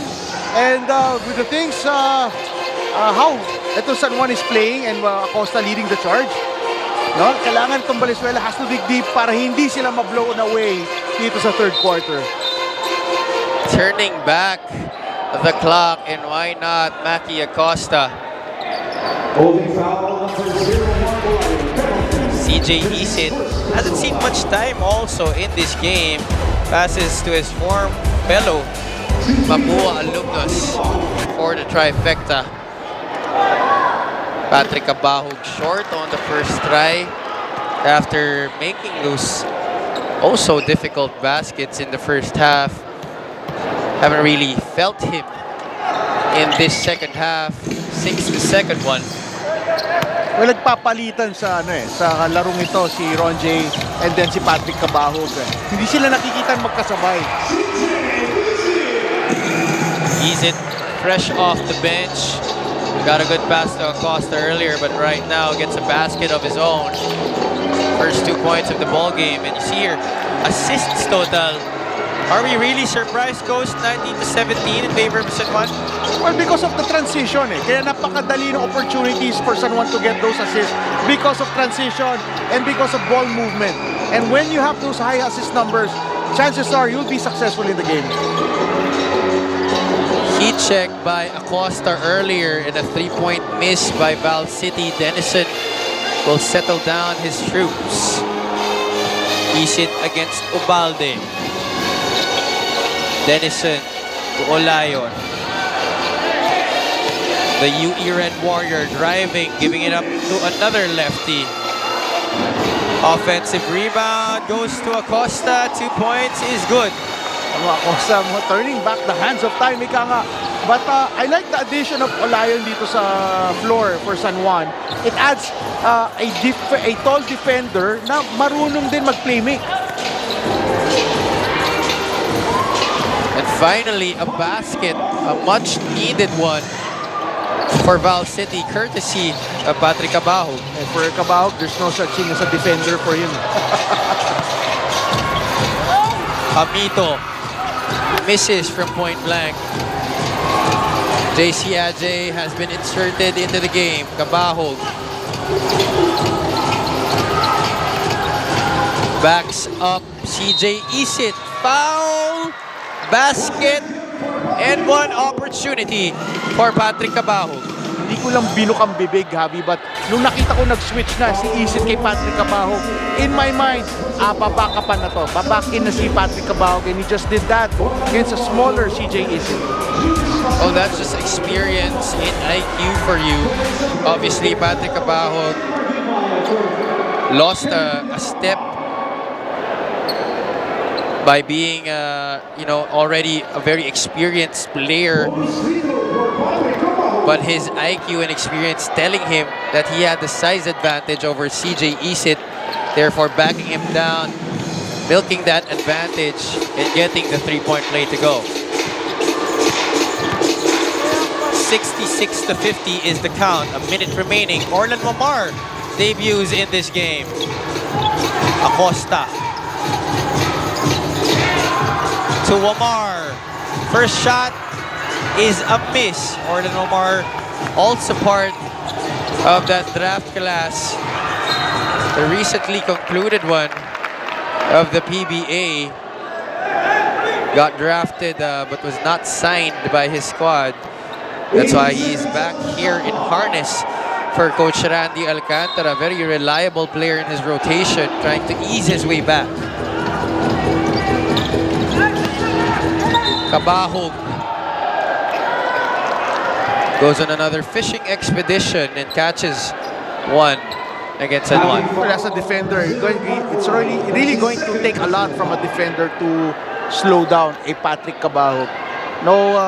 Though siyempre, medyo ahead in his years na, but mas delikado pa ngayon because he's more experienced. Cabahug already in double digits. 2 free throws for Patrick Cabahug. And trying to pad on his total in this match. Makes the first. Val City wanting to close out this third quarter on a high note. A second free throw trickles in. I know, just a flashback lang. I just remembered when Patrick Cabahug was still in Adamson. He had this coach, head coach sa Adamson was Bogs Adornado. And yung coach Bogs Adornado, yung offensive talagang lahat dumaan kay Patrick Cabahug. So, alam mo yun, legend really just recognizes legends like Patrick Cabahug, scorer to scorer. Bogs Adornado, just one of the best scorers in Philippine basketball history. Kaya lahat ng opensa niya during that time, lahat dapat dumaan kay Patrick Cabahug. Omar, 7 on the shot clock. Hamito recovers the leather after Orlan loses it and draws a foul. Breaks lang because shot clock winding down na. It was a broken play. Nakuha lang ni Jammer ng bola, but unfortunately, pumaul pa si Patrick Cabahug. At ito, pinasok ni Coach Randy Alcantara, si Denison. Bakit? Para kay Patrick Cabahug, 14.3 seconds to close out the third quarter. Denison will definitely be on Patrick Cabahug. Hamito knocks down the first of 2 charities. 14.3 seconds remaining in the third quarter of our second game dito sa OK Bet 2022 Maharlika Pilipinas Basketball League presented by Extreme One Stop Shop Appliances. Last possession will be with Val City. Adjay gets the handoff from Apreku. 7 seconds remaining. Adjay, wild shot. Omar has time. He will launch it from the logo. Almost, but not quite. At the end of the third quarter, it's 68-52 in favor of the San Juan Knights. Go for goal. And San Juan just extending their dominance in this game. Just extending their lead with Justin Gutang and company. The brilliance of their firepower. But of course, Maki Acosta, the man of the hour for Coach Randy Alcantara, pulling his team to a 16-point lead, 68-52. We will be right back with the final quarter. 5, 4, 3, 2, 1, Mpbl na, Mpbl na.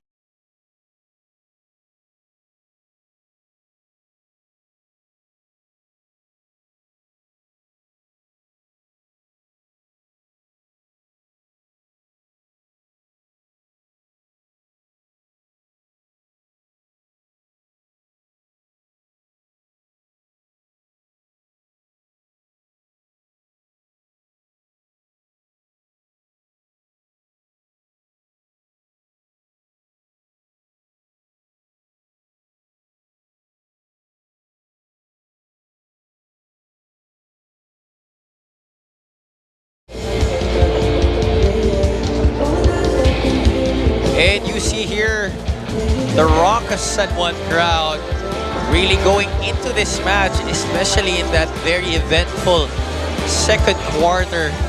Lovely faces we see here at the Mpbl Flying V Arena in San Juan. We are now in the final period of Game 2 ng Day 10 dito sa 2022 OK Bet Maharlika Pilipinas Basketball League, presented by Extreme One Stop Shop Appliances. Javi Palanya, together with Coach Potit de Vera and Miss Mika Abisamis, manning the sidelines.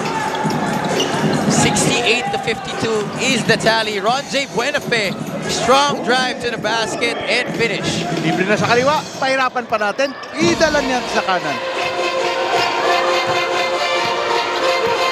14-point lead now para sa San Juan. TJ Isit at the controls. As you look at the quarter scoring, coach, San Juan dominating that third quarter. Yeah, alam mo, again, sa experience si Coach Randy Alcantara, tansya niya na eh. Kaya well in control ang San Juan in this past 3 quarters, waiting for a Valenzuela explosion to close the gap and have an exciting fourth quarter. Let's see. And Coach Randy really very precise, just very cool. Hindi na pressure, hindi na rattle. And it is rubbing off on his players, the game plan and just the discipline, especially on defense, which is why their offense is very much fueled. And while Coach Aldrin Morante is still looking for the combination that will pummel his team back into this one, and Felix Aprecu wanting to prove that he belongs on the floor for Val City, and one opportunity for the former Letran Knight. Well, Aprecu, one positive thing for Valenzuela, ito si Aprecu, especially yung offensive rebounding ni Aprecu. So, tingnan lang natin mamaya kung ilan na siya. But one thing, really, keeping things in order or something sane for Valenzuela is ito si Aprecu, yung kanyang intensity on the offensive rebounding. Aprecu completes the bonus. And we'd like to give a shout out to Joel Liu, a member of Bacolod, San Juan's tormentor in their first game.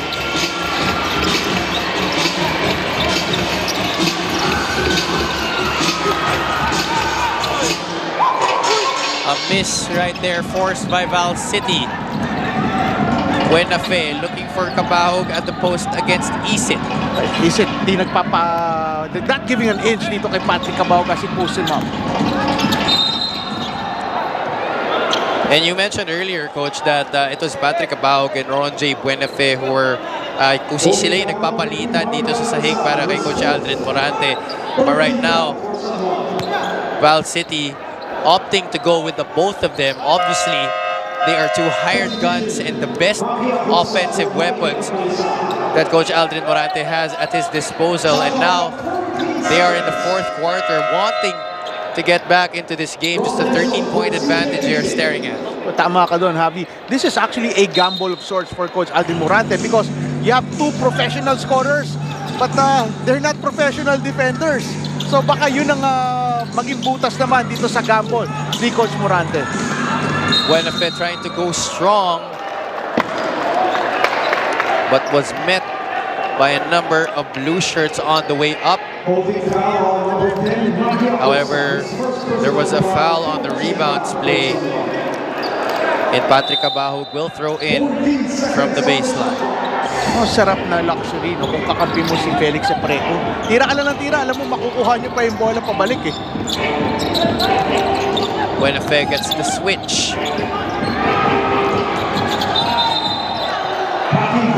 Almost, but not quite. Good intentions were on for Ron J. Buenafe, but obviously the outcome did not pan out. And that will be another turnover. A miscue doon for Ron J. Buenafe to parang ina-expect ni Ron J na ba-backdoor eh. Etong si Patrick Kabahog, which did not materialize. And 15 turnovers already para dito sa Val City, Coach Budit, and just 5 for San Juan. Maki Acosta attempting a three-pointer. Air ball right there, but still San Juan sitting on a comfortable lead right here, so they can afford some of those misses. Just don't want that to be regular at this point. Buenafe losing the ball, but the Aprecu recovers. But for Valenzuela, it's very important na talagang makascore itong professional scorers ng Valenzuela, namely Kabahog and Buenafe. But right now, pati yung dalawang yun na siya shut down actually ng defense ng San Juan. But what San Juan is trying to do here, Coach, they're trying to force the ball out of the hands of Patrick Kabahog and Ron J. Buenafe, rather, and giving it to those least capable guys of offense like Felix Aprecu, not really known to be a scorer. And that's where I think Pascolado should be more aggressive on offense. That kailangan nila ng isa pa, ng third guy who can score off the dribble. Talking about being aggressive on offense, this guy Justin Gutang always pressing on the gas, and that time fishing and getting a foul. Well, isang, again, a light in this dark tunnel for Valenzuela is 37 rebounds total for Valenzuela against a surprisingly mas talo San Juan, 26 rebounds. And credit that to Aprecu, who has 16 rebounds all in all, 10 of them coming from the offensive boards. So nabubuhayan ang Valenzuela offense with those offensive rebounding. Unfortunately, after an offensive rebound ni Aprecu, hindi pa rin makascore ang Valenzuela. Well, they may be living up to their bill as one of the top rebounding teams in this league, but if you cannot put the ball inside the basket, edi wala rin. And the defense of San Juan really putting a lot of pressure, and Val City is feeling it with the turnovers continuing to pile up. Ito yung pinag-uusapan natin kanina sa start ng game, Javi, na kahit magaling ka, maabilidad ka, but if you're not in top condition and you're up against a upstart, di ba? Pero sobrang kondisyon, nakita natin, Gutang and Buenafe doon sa backcourt.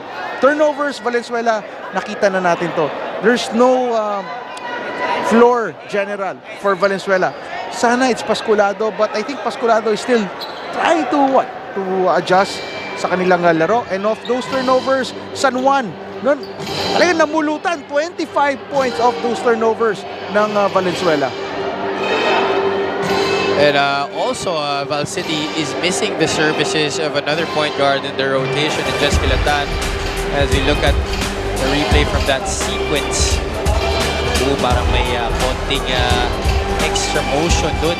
Si Ronje might have not been the reason why Gutang was splashed on the floor. Nonetheless, our referees reviewing the action.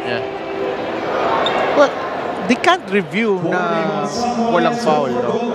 More of, I think pinag-uusapan nila kung anong ang consequences ng another assistant coach ng San Juan Knights na medyo whispering sweet nothings to our game officials. Which So, in my experience, talo parati ang coach dun eh. So, why do it, di ba? Well, obviously, you know, Coach May, maybe they want to play the percentages. Minsan 50-50 naman daw yan. But to your point, maybe it's most of the times it's 60-40 or 70-30. I have never seen a game turn into the favor of the complaining coach. Unless you're the late Coach Atob Badolato. Okay. Which in my experience, and I have experienced, lamang na ako, tumayo na siya for the first time at kumangal sa referee, di na kami nakahabol. Well, no, but he is a legend, in his own right, definitely, and he has risen his reputation, and he does know how to work the referees if you are that guy of that stature. Coach Chato, the late Coach Chato Badolato, a legend in Philippine basketball. And actually, classmate siya ng dad ko. Kasama na sila ngayon sa heaven. Nag-uusap na naman. Rest in peace to the both of them, and of course the rest of our loved ones who are watching over us. But back to the ball game, and with 6:57 remaining, San Juan holding on to a 13-point advantage, and a look of disbelief from Coach Aldrin Morantes. You look at the free throws, Valenzuela, more attempts, more makes. But, you know, the field goal shooting for them hasn't been really good. Just 38% for the white shirts. Those 26 free throw attempts, credit that to the offensive rebounding of Valenzuela. For San Juan, hindi talaga siya makakakuha ng maraming free throw attempts because they've been running. They've been taking easy shots. So they don't need really to get to the free throw line. Yeah, and most of the time, Coach, there really is no defense to resist the attacks of San Juan. Meanwhile, contrastingly, para sa Val City, the defense of San Juan has been all over them. The way things are going, Mpbl Valenzuela can't really make this turnaround ito sa fourth quarter or just really get over the hump dito sa 6:54 mark ng fourth quarter. Then I think it's already for formality na ibibigay mo sa San Juan. What you don't want to happen is patapos na yung laro ay may mangyaring ruckus na alam mo yun, masira pa yung laro and then yung meting out consequences, suspensions. Hopefully, walang ganun mangyari dito sa ball game na to. Buenafe visibly frustrated that he split his charities on that occasion. 12 points in the game. Acosta free again, this time from the left corner. Short on that one. He has missed his last 3 attempts from downtown. Mascolado trying to extricate himself from the defense. Gets the ball back. Looks short. Air ball. Buenafe against a much smaller Bomar. Alan Santos ends up with the leather. And a little bit of loose ball action. The referee is quick to call. I was about to say, Habina, that was a hard ball by Alan Santos. Oh! It looks like there was a point na nag-isip si Alan at narinig ko yung kanta ng The Clash. Should I or should I not? And he didn't. Now he's awarded 2 free throws. Almost looked like a wrestling match instead of a basketball game. May pinag-isipan si Alan eh. But the veteran opting not to pull out the guns. I mean, something has to happen for Valenzuela really to give them a fighting chance. Saan ang mangyari? Kasi kung hindi mangyari now, it's not going to happen anymore. Well, still a lot of time. That's the good news for Val City. 11-point advantage. Apreku against Gutang. And the CSB Blazer taking the Letra Knight to school. You're asking Apreku to do a lot of work. Offensive rebounder na nga siya, tapos papabantay mo pa dito to a great dribble penetrator na si Justin Gutang. There's too much workload for Felix Apreku. Bonus free throw right here for JJ. That does not go his way. Apreku collars the rebound. Pascolado nagtitimon. Momar is trying to be pesky. Apreku gets it to Cabahog. Cabahog off to the left. Amito with the rebound. Momar gets the screen from Hamito. And nobody there really to significantly challenge Jammer. Yeah, because ang rotate sa defense on that possession was a shooting guard already of Valenzuela. Walang mangyayari talaga. Brian Mecca seeing his first action in a long time in this game. And Pascolado nails the looper. For Pascolado, pansin natin, parang mas magandang porsyento niya sa perimeter. I've seen his 3-point shots open but puro short. And another commotion building up. Ito yung ayaw mo mangyari, no? Patapos na yung laro. Yeah, here we see a replay of that high arcing shot by Julius Pascolado, leaving the follow through, seeing it swish through the net. Our venue announcer announcing both squads to proceed to the respective benches. You will see what happened in that one. Alan Santos, looked like a swing. Parang clothesline na ba yun? Oo. Kung kanina parang people's elbow yung dapat ibabagsak niya. Ngayon, tinuloy niya na yata ng clothesline. And Maki Acosta saying to Alan Santos, I love you too, bro. former Adamson Falcon, you know, nonchalantly just drinking his water on the sideline, looking like nothing happened. 13-point lead.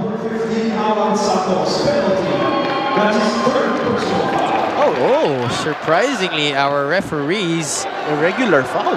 yeah, calling just a regular foul. So 2 free throws for Maki Acosta, and they continue to whisper sweet nothings to each other. Maki Acosta and Alan Kung Santos. tama yung basa ko kung magaling yung lip reading ability ko, Maki Acosta is warning Alan Santos. Alan Santos is saying, ayan, na-technical. Alan Santos is saying, may 2 fouls pa ako, hintayin mo. And now, nagka-trash to yung dalawa. Now, tinuhog, tinechnical yung 2 players. You have to control the game. You're not controlling the players, but you are controlling the demeanor of the game. So, And credit to our referees on top of the who situation. have jumped into the action right away to prevent any more.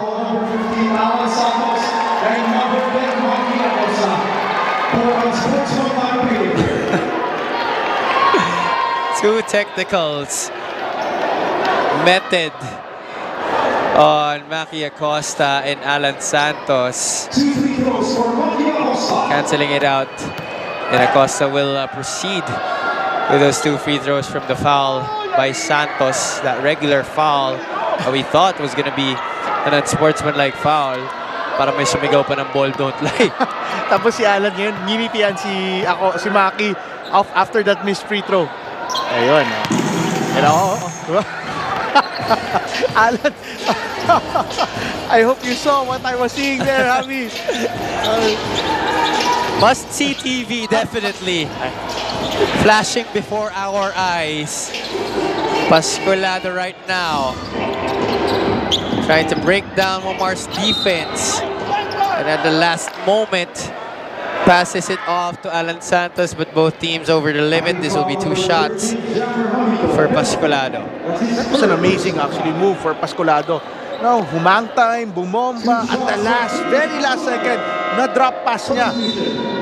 But, yeah, 2 free throws coming up for Pascolado kahit pinasa niya yung bola because San Juan is in the penalty. Impressive stint here on the floor by Ortiz.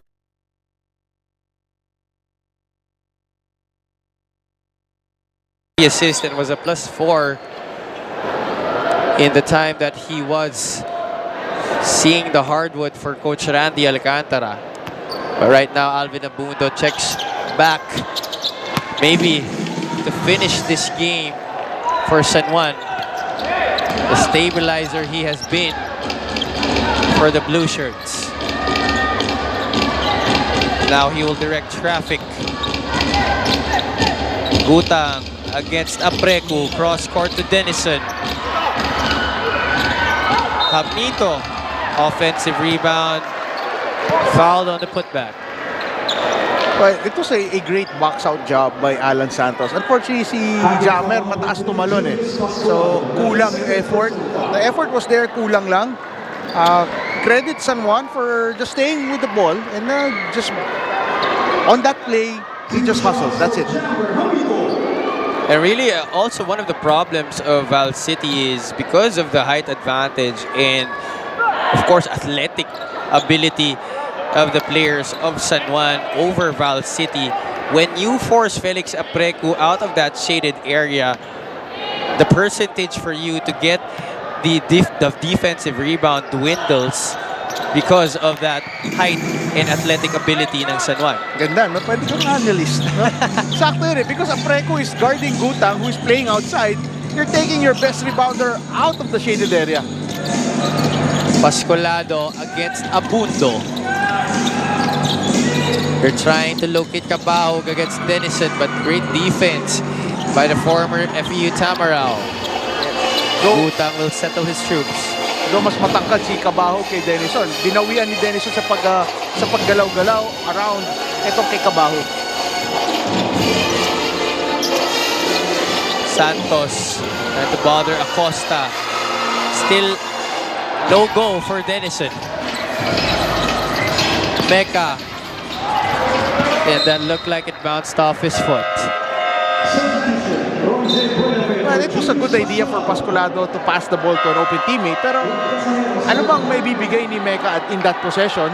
I think Pascolado should take over. I mean, if there's one player na you want to take over, it's Pascolado because he has the ability. No? I mean, stretch it out. I mean, tignan natin yung saan ba tayo pupunta sa larong ito if you're gonna play safe. And paunti-unti na medyong nagugulo na yung buhok ni Coach Aldrin Morante dito sa kakakamot sa ulo niya. Really frustrated in looking for the right combinations that will work on the floor for his team. And their 3-game winning streak in danger of ending dito sa laro na to. Abundo. Floater is good. Floater slash jump hook no? Yung tinira ni Alvin Abundo, but he has been doing that since college. Abundo, of course, a former CEU Scorpion. One of the great guards who came out of that program. See, jump stop, hook shot, cash. Actually, if you're a point guard, you're a small guy, you have to have that sa arsenal mo because it really is going to be a hard shot to defend. No? Pero ano ko tapos na ang tambalang Guy at Pip eh. Nagbalikan pa ngayon sa larong ito yung tambalang Kasahero sa Judel Fuentes. So hindi pa tapos ang excitement sa larong ito kahit medyo nagpo-pull away na ang San Juan. Again, Coach, this is still must-see TV despite a 14-point lead by San Juan. Nothing short of excitement in the action. Pero Javi, if there's one player missing for Valenzuela, for me, it's Gitbayan.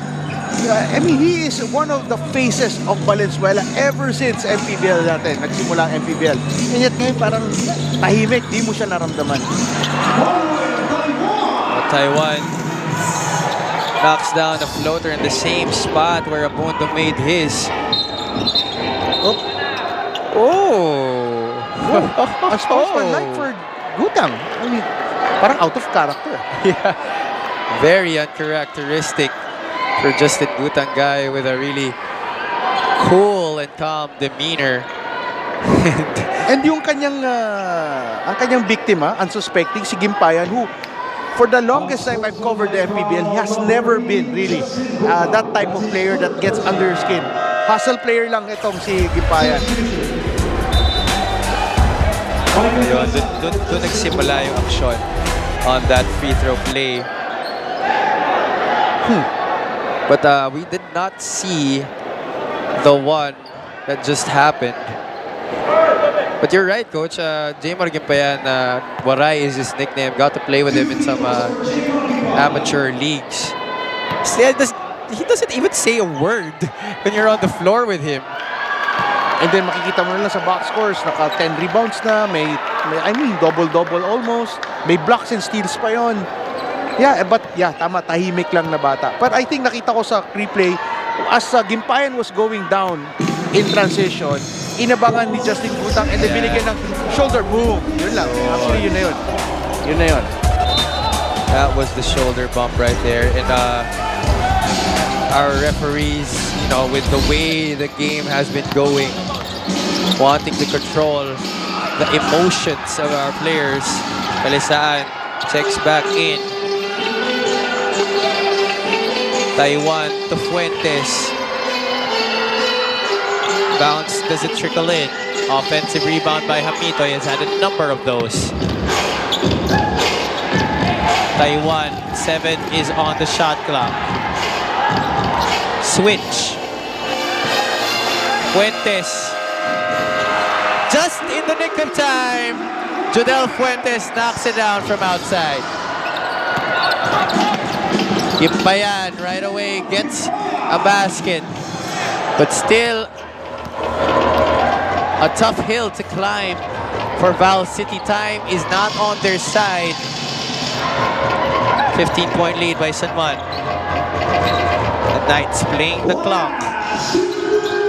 And we are now in our last 2 minutes. Abundo.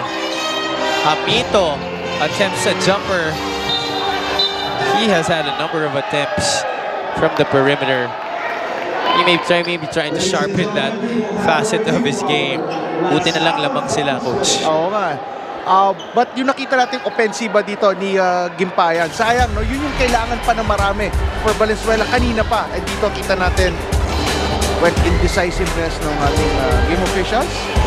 Kaya kailangan nilang ngayon konsultahin ang replay. Pero sa replay natin yun, mukhang inconclusive pa rin eh.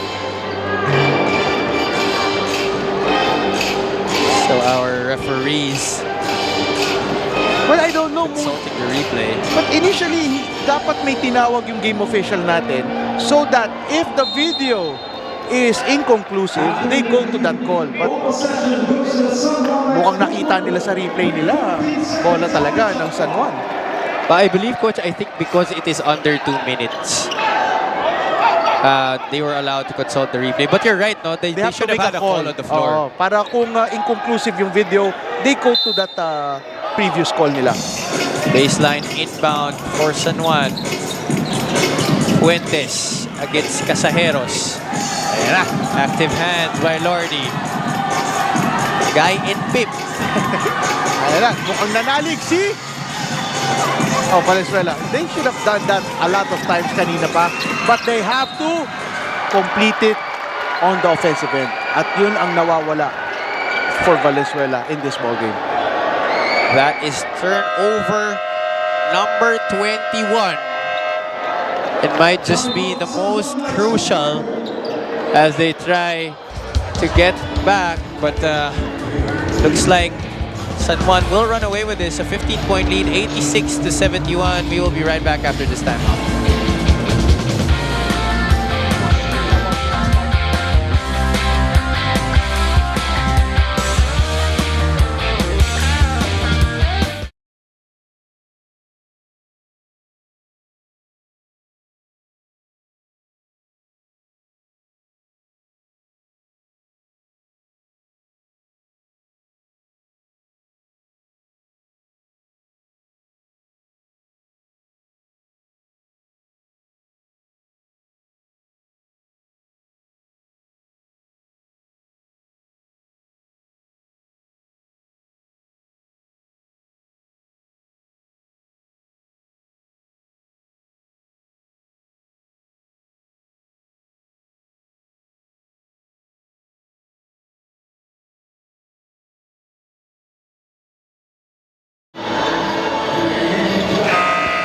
Babalik po tayo mga kaibigan dito. Jmar Gimbayan, Mpbl City. Down by 15 points against the home team. San Juan Knights go for gold. 86-71. We are now in the home stretch of the final quarter of our second game dito sa 2022 Maharlika Pilipinas Basketball League, presented by Extreme One-Stop Shop Appliances.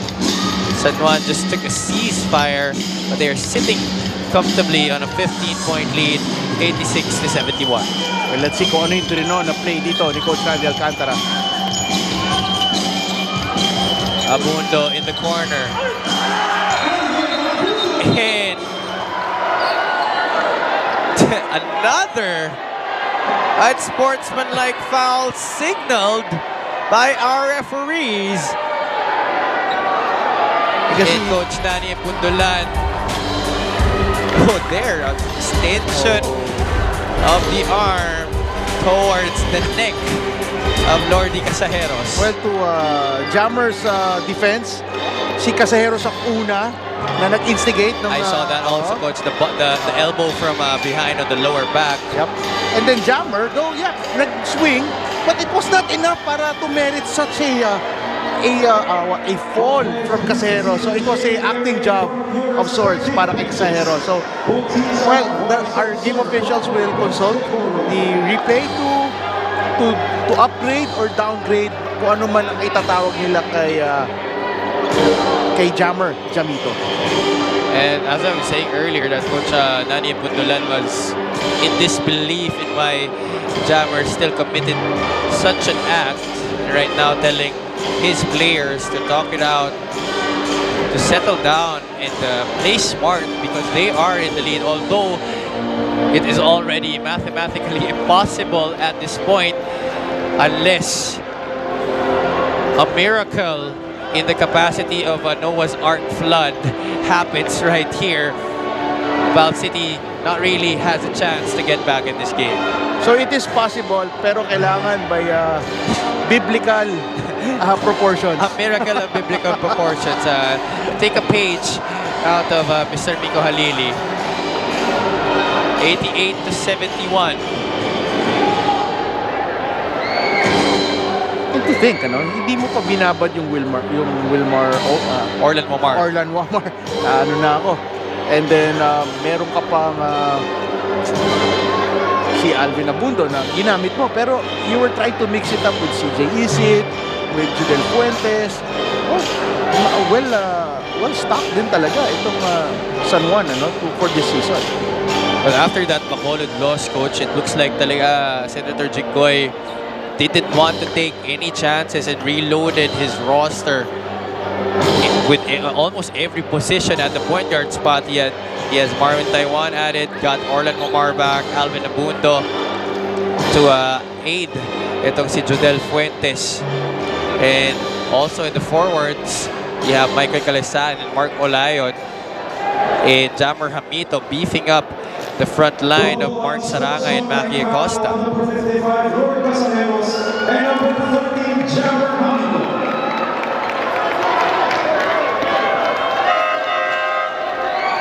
Substitution, Mark Olayon for Jammer Hamilton. So, unsportsmanlike foul for both Casajeros and Jamito. Well, San Juan, inupo na si Jamito. Wherein itong Valenzuela. Casajeros, I think, is still on the floor. But tumime-out pa dito ang Valenzuela. Mukhang hindi nagmamadali ang dalawang coaches natin. Definitely not. We will be right back after the ceasefire, ladies and gentlemen. 88-71 is the score. 4, 3, 2, 1, Mpbl na, Mpbl na.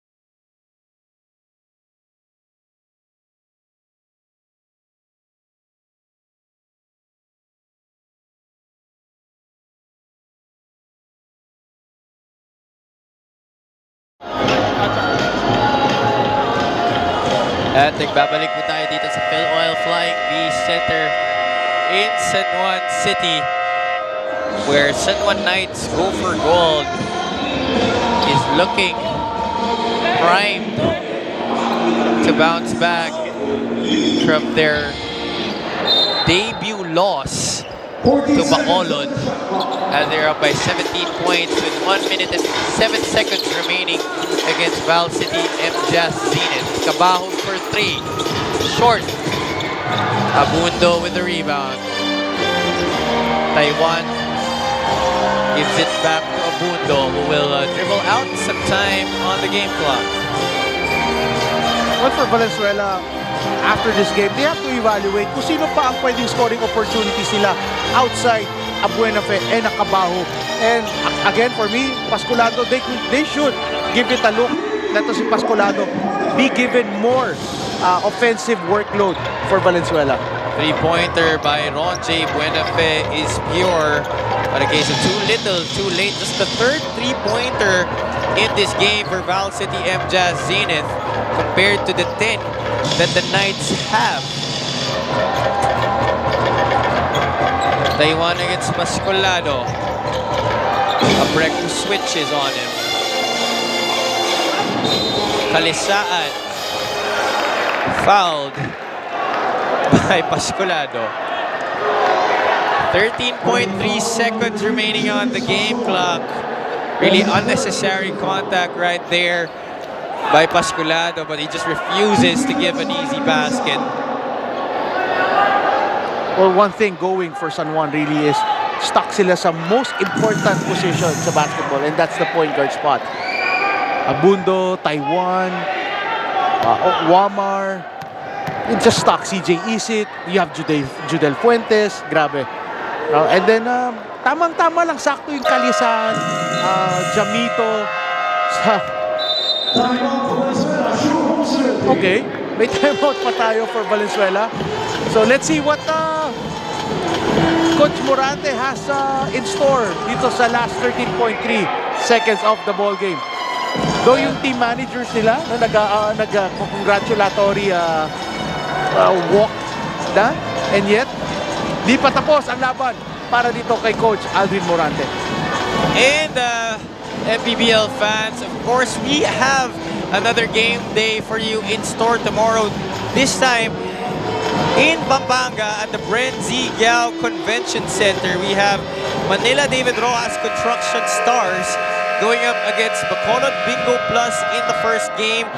And in the main game, Sarangani OK Bet going up against the home squad, the Pampanga Giant Lanterns. Pampanga winning their first game in front of their home crowd last week against the Manila Stars, and this time going up against Sarangani and Kit Jimenez. Coach Kit Jimenez has been really tearing it up so far in this season. A revelation, really. Itong, and that timeout was really for Patrick Cabajo to waste the clock out. Apir-apir lang ang mga coaches. Really, a lot of interesting twists and turns sa larong ito, Javi. I mean, being our first time together, I loved it. Every second of it, Javi. It was such a pleasure calling this game with you, Coach, and wow, just a lot of action. It wasn't short on intensity, on tenacity. Don't forget drama. Drama, romance, comedy, whatever.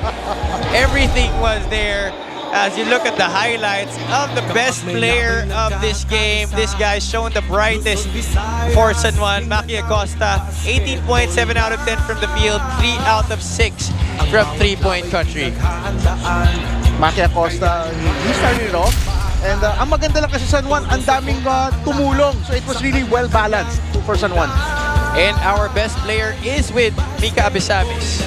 Salamat, Javi. Kasama ko nga ngayon ang ating best player of this ball game na si Maki Acosta. Maki, naging very dramatic, intense itong larong ito, pero isa ka sa talaga namang nagdala ng energy dito. Anong masasabi mo doon? Yun lang, kasi nga medyo naging physical yung game namin. So, pinaalalahanan lang kami ng mga coach namin na mag-stay focus lang kami sa game. Yung game plan, doon lang kami. Sigurado akong nakatulong ang fans na nandito ngayon sa kumpiyansa nyo. Anong gusto mong sabihin sa kanila? Sa lahat ng fans ng San Juan Knights, salamat sa support nyo tuwing may game kami dito. Meron ka daw mga gustong batiin? Meron. Unang-una, magpapasalamat po kami kay Senator Jinggoy Estrada, kay Boss Jeremy ng Go for Gold, kay Engineer Teddy, yung wife ko, si R.A., yung dalawang anak ko, si Rafa, si Mikay, mami daddy ko, si kapatid ko, Joseph Christine, Nilo Acosta, si Armor On, Boss Kevin Espinosa, at saka Vice Jelalon. Okay, maraming salamat and congratulations. Javi, Coach Putit? Thank you so much, Mika Abesamis, and that was Maki Acosta, the best player of this game. And for all the hard-working men and women of our wonderful production crew, for Coach Putit de Vera, this has been Javi Palanya saying good night. See you tomorrow at Pampanga. Iwasan na ang mga bisyo, sports ang laging iisipin, sa droga ay huwag paalipin, buong bansa'y magsama-sama. In 5, 4, 3, 2, 1, MPBL na! MPBL na! Yan ang We welcome Nunungan Lanao del Norte Mayor Marcos